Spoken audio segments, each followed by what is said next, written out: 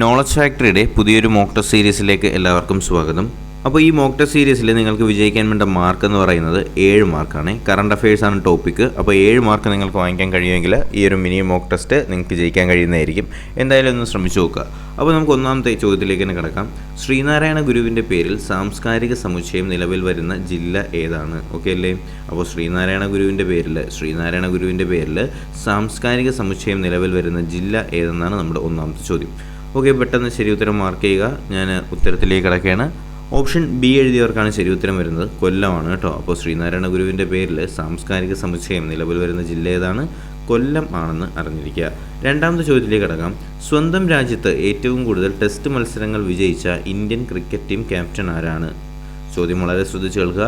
സ്വന്തം രാജ്യത്ത് ഏറ്റവും കൂടുതൽ ടെസ്റ്റ് മത്സരങ്ങൾ വിജയിച്ച ഇന്ത്യൻ ക്രിക്കറ്റ് ടീം ക്യാപ്റ്റൻ ആരാണെന്നാണ് നമ്മുടെ രണ്ടാമത്തെ ചോദ്യം. ഓക്കെ, അപ്പോൾ ഓപ്ഷൻസിനകത്ത് ഇന്ന് ശരി ഉത്തരം കണ്ടെത്താനായിട്ട് കഴിഞ്ഞു എന്ന് തന്നെ വിശ്വസിക്കുന്നു. ഞാൻ ഉത്തരത്തിലേക്ക് കിടക്കുകയാണ്. ഓപ്ഷൻ ബി ആണ് ശരി ഉത്തരം. നമ്മുടെ വിരാട് കോഹ്ലിയാണ് കേട്ടോ. അപ്പോൾ വിരാട് കോഹ്ലിയാണ് എന്ത് ചെയ്യുന്നത്? സ്വന്തം രാജ്യത്ത് ഏറ്റവും കൂടുതൽ ടെസ്റ്റ് മത്സരങ്ങൾ വിജയിച്ച ഇന്ത്യൻ ക്രിക്കറ്റ് ടീം ക്യാപ്റ്റൻ ആരാണ്? വിരാട് കോഹ്ലിയാണെന്ന് അറിഞ്ഞിരിക്കുക. ഓക്കെ, നമുക്കടുത്ത് മൂന്നാമത്തെ ചോദ്യത്തിലേക്ക് തന്നെ കിടക്കാം. ഇന്ത്യയുടെ 48ാം ചീഫ് ജസ്റ്റിസായി ചുമതലയേറ്റത് ആരാണ്? ഇന്ത്യയുടെ 48ാമത്തെ ചീഫ് ജസ്റ്റിസായിട്ട് ചുമതലയേറ്റ വ്യക്തി ആരാണ് എന്നാണ് നമ്മുടെ മൂന്നാമത്തെ ചോദ്യം. പറഞ്ഞേ, ഇന്ത്യയുടെ 48ാമത്തെ ചീഫ് ജസ്റ്റിസ് ആരായിരുന്നു? അപ്പോൾ ഇതിനകത്ത് 4 ഓപ്ഷൻസ് കൊടുത്തിട്ടുണ്ട്. ഓക്കെ, അപ്പോൾ ശരി ഉത്തരം കണ്ടെത്താനായിട്ട് കഴിഞ്ഞിട്ടുണ്ടെങ്കിൽ ഞാൻ ഉത്തരത്തിലേക്ക് കിടക്കുന്നു. ഓപ്ഷൻ ഡി ആണല്ലേ ശരി ഉത്തരം. അപ്പോൾ ഇന്ത്യയുടെ 48ാമത്, ഇന്ത്യയുടെ 48th ചീഫ് ജസ്റ്റിസാണ് ആര്? നമ്മുടെ NV രമണ. ഇന്ത്യയുടെ 48ാമത് ചീഫ് ജസ്റ്റിസാണ് ആര്? NV രമണ എന്ന് അറിഞ്ഞിരിക്കുക. ഓക്കെ അല്ലേ? അടുത്ത ചോദ്യത്തിലേക്ക് കിടക്കാം. കേന്ദ്ര കായിക മന്ത്രാലയത്തിൻ്റെ കീഴിൽ വിൻ്റർ സ്പോർട്സ് അക്കാദമി നിലവിൽ വരുന്നത് എവിടെയാണെന്നാണ് ചോദ്യം കേട്ടോ. എന്താണ് ചോദ്യം? കേന്ദ്ര കായിക മന്ത്രാലയത്തിന് കീഴിൽ വിൻ്റർ സ്പോർട്സ് അക്കാദമി നിലവിൽ വരുന്നത് എവിടെയാണ് എന്നാണ് നമ്മുടെ നാലാമത്തെ ചോദ്യം. ഓക്കെ, പെട്ടെന്ന് ശരി ഉത്തരം കണ്ടെത്താനായിട്ട് ശ്രമിക്കുക. ഓക്കെ, ശരി ഉത്തരം കിട്ടിയിട്ടുണ്ടെങ്കിൽ ഞാൻ ഉത്തരത്തിലേക്ക് കിടക്കുന്നു. ഓപ്ഷൻ ഡി ആണ് ശരി ഉത്തരം. ഗുൽമാർഗാണ് കേട്ടോ. അപ്പോൾ കേന്ദ്ര കായിക മന്ത്രാലയത്തിന് കീഴിൽ വിൻ്റർ സ്പോർട്സ് അക്കാദമി നിലവിൽ വരുന്ന നഗരം ഏതാണ്? ഗുൽമാർഗ് ആണെന്ന് അറിഞ്ഞിരിക്കുക. ഓക്കെ, നമുക്കടുത്ത് അഞ്ചാമത്തെ ചോദ്യത്തിലേക്ക് കിടക്കാം. 2021 പ്രഖ്യാപിച്ച ദേശീയ ചലച്ചിത്ര പുരസ്കാരങ്ങളിൽ മികച്ച സഹനടനായി തിരഞ്ഞെടുക്കപ്പെട്ട സഹതാരം ആരാണ് എന്നാണ് ചോദ്യം. എന്താണ് ചോദ്യം?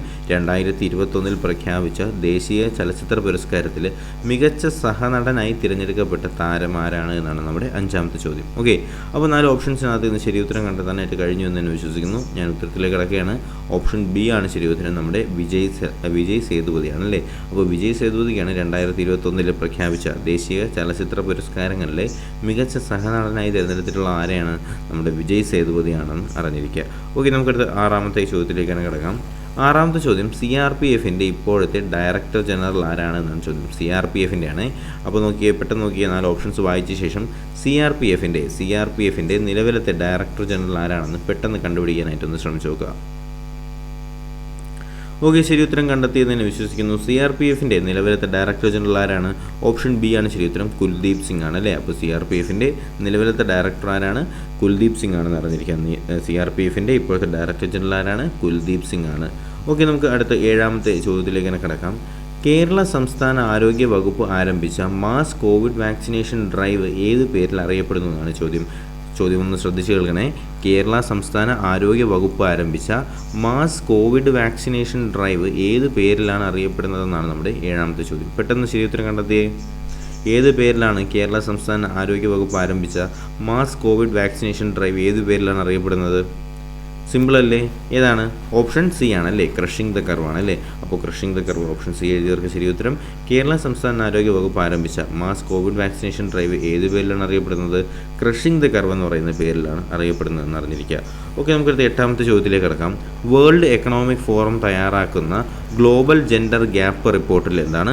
വേൾഡ് എക്കണോമിക് ഫോറം തയ്യാറാക്കുന്ന ഗ്ലോബൽ ജെൻഡർ ഗ്യാപ്പ് റിപ്പോർട്ടിൽ ഏറ്റവും പിന്നിലായ ലോകരാജ്യം ഏതാണെന്നാണ് ചോദ്യം. ഓക്കെ, അപ്പോൾ option A Iceland, option B India, option C Sri Lanka, option D ഉണ്ട്. ഓപ്ഷൻ ഡി എന്ന് പറയുന്നത് അഫ്ഗാനിസ്ഥാനാണ്.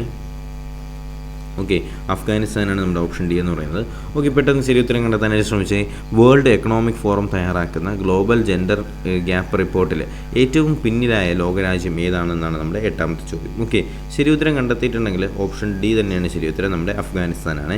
അപ്പോൾ ഈ ജെൻഡർ ഗ്യാപ്പ് ഇൻഡെക്സിൽ ഏറ്റവും പുറകിലുള്ള രാജ്യം ഏതാണ്? അത് അഫ്ഗാനിസ്ഥാനാണെന്ന് അറിഞ്ഞിരിക്കുക. ഏറ്റവും ബാക്കിൽ ജെൻഡർ ഗ്യാപ്പിൽ ഏറ്റവും പിന്നിലുള്ള സ്റ്റേറ്റ് അല്ലെങ്കിൽ പിന്നിലുള്ള രാജ്യം ഏതാണെന്ന് ചോദിച്ചാൽ അത് നമ്മുടെ അഫ്ഗാനിസ്ഥാനാണെന്ന് അറിഞ്ഞിരിക്കുക.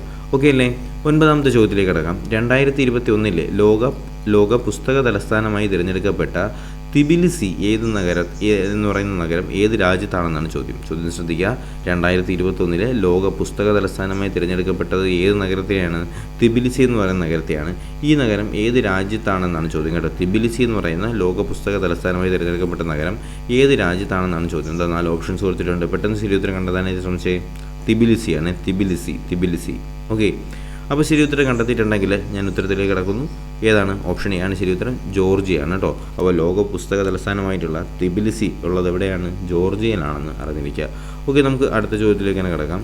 നമ്മുടെ ലാസ്റ്റ് ക്വസ്റ്റ്യൻ 10ാമത്തെ ചോദ്യം എന്ന് പറയുന്നത് 2021 വയലാർ പുരസ്കാരം നേടിയ മലയാള സാഹിത്യകാരൻ ആരാണ്? 2021 വയലാർ സാഹിത്യ പുരസ്കാരം നേടുന്ന മലയാള സാഹിത്യകാരൻ ആരാണ് എന്നാണ് നമ്മുടെ 10ാമത്തെ ചോദ്യം. സിമ്പിൾ അല്ലേ? 2021 വയലാർ സാഹിത്യ പുരസ്കാരം ലഭിക്കുന്ന ആർക്കാണ്? ഓപ്ഷൻ എ ആണ് അല്ലേ, നമ്മുടെ ബെന്യാമിനാണ് എന്ത് ചെയ്യുന്നത്. 2021 വയലാർ പുരസ്കാരം ലഭിക്കുന്നത് ബെന്യാമിനാണ് കേട്ടോ. അപ്പോൾ ഈ ഒരു മോക്ക് ടെസ്റ്റിൽ നിങ്ങൾക്ക് എല്ലാവർക്കും നല്ല മാർക്ക് വാങ്ങിക്കാനായി കഴിഞ്ഞതെന്ന് വിശ്വസിക്കുന്നു. 7 മാർക്കിൽ കൂടുതൽ വാങ്ങിച്ചവരുണ്ടെങ്കിൽ നിങ്ങൾ ഈ ഒരു ടെസ്റ്റിൽ വിജയിച്ചതായിട്ട് കൺസിഡർ ചെയ്യും കേട്ടോ. അപ്പോൾ എല്ലാവർക്കും കാര്യങ്ങളെല്ലാം മനസ്സിലായെന്ന് വിശ്വസിക്കുന്നു. ഈ ഒരു വീഡിയോ നിങ്ങൾക്ക് ഇനിയും കണ്ടിന്യൂ ചെയ്യണമെങ്കിൽ മോക്ക് ടെസ്റ്റ് സീരീസും അതുപോലെ തന്നെ 10th ലെവൽ പ്രിലിംസുമായിട്ട് കണ്ടിന്യൂ ചെയ്യണമെങ്കിൽ തീർച്ചയായിട്ടും കമൻറ്റായിട്ട് രേഖപ്പെടുത്തുക. അതുപോലെ തന്നെ ഈ വീഡിയോ ഫലപ്രദമായിട്ട് തോന്നുന്നുണ്ടെങ്കിൽ തീർച്ചയായിട്ടും നിങ്ങളുടെ സുഹൃത്തുക്കളിലേക്ക് എത്തിച്ചു കൊടുക്കുക. വീഡിയോ ലൈക്ക് ചെയ്തും ചാനൽ സബ്സ്ക്രൈബ് ചെയ്തും കാണുന്നവർ അതുകൂടി ചെയ്യാനായിട്ട് മറക്കരുത്. എന്തായാലും പുതിയൊരു വീഡിയോയും ക്ലാസ്സൊക്കെ ആയിട്ട് ഉടനെ തന്നെ കാണാം. അതുവരേക്കും എല്ലാവർക്കും ഗുഡ് ബൈ.